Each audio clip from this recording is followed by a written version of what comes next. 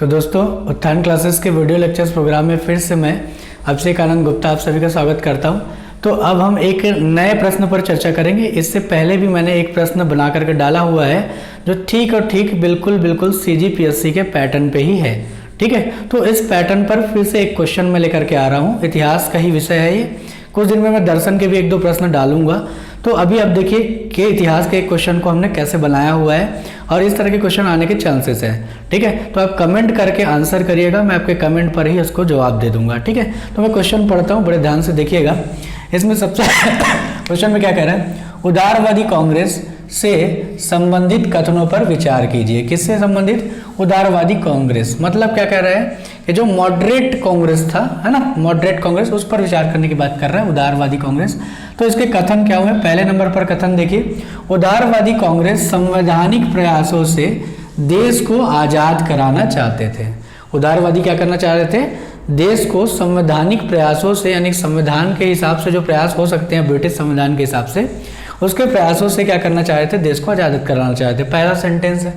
दूसरा सेंटेंस यहाँ पर दूसरा कथन कहता है, वे गवर्नर तथा वायसराय की परिषद, है ना, उसकी काउंसिल की संख्या के विस्तार की मांग करते थे, है ना, कि गवर्नर की संख्या में कितनी होती है? गवर्नर की काउंसिल की संख्या के बार 5, के बार 7, के बार 10, के बार 12, ठीक है, उस पर विस्तार की, और वायसराय की परिषद जो होती थी उस पर भारतीय सदस्यों के विस्तार की मांग करती थी। ठीक, ये मांग है उनके प्रमुख मांग।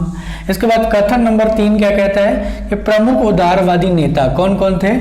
WC बनर्जी, दादा भाई नौरोजी, जॉर्ज मूल, तिलक आदि थे। तो इसमें कुछ नेताओं के नाम ले रहा है जो उदारवादी कांग्रेस के प्रमुख नेता थे। ठीक है, इसके बाद अगला चौथा नंबर का क्वेश्चन कह रहा है 1885 से लेकर के 1907, ठीक है, टाइम पीरियड 1885 से लेकर के 1907 तक कांग्रेस का उदारवादी चरण माना जाता है। ठीक है, कांग्रेस का उदारवादी चरण कहां से कहां मानते हैं? बोल रहा है 1885 से लेकर के 1907 तक उदारवादी चरण माना जाता है। ये कह रहा है चौथा सेंटेंस। इसके बाद हम देखें कूट क्या क्या कह रहा है। तो पहला कूट कह रहा है कि सभी कथन सही है। दूसरा कथन कह रहा है कि पहला, दूसरा और तीसरा सही है लेकिन चौथा गलत है, ऐसा कह रहा है।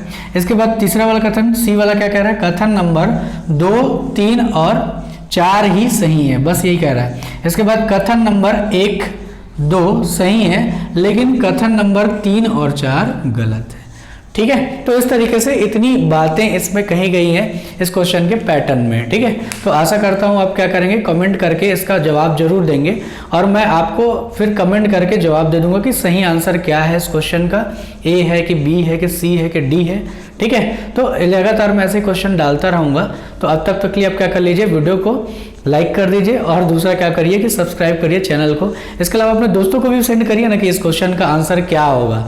ठीक है, तो उनके भी दिमाग में आएगा करे इस तरह का प्रश्न बन रहा है इतिहास से, है ना। और टेस्ट सीरीज अगर आप ज्वाइन करना चाहते हैं तो वही मेरा नंबर है 9827287691 पर आप कॉल करिए, और चाहे ऑनलाइन और चाहे ऑफलाइन जैसा भी आप करना चाहते हैं उस तरीके से आप ये कर सकते हैं, यानी कि टेस्ट सीरीज ज्वाइन कर सकते हैं। ठीक है, तब तक के लिए बहुत बहुत धन्यवाद।